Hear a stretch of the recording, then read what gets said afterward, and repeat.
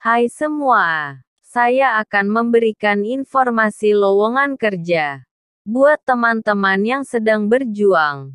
Tetap selalu berdoa, semangat berusaha dan jangan putus asa.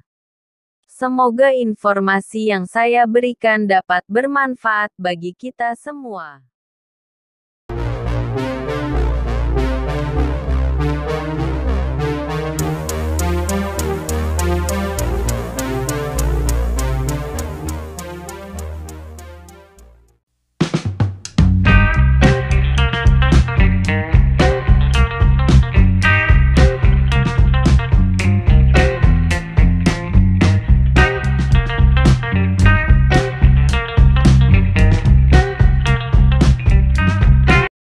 Semoga apa yang kalian impikan bisa terwujud dan sukses selalu.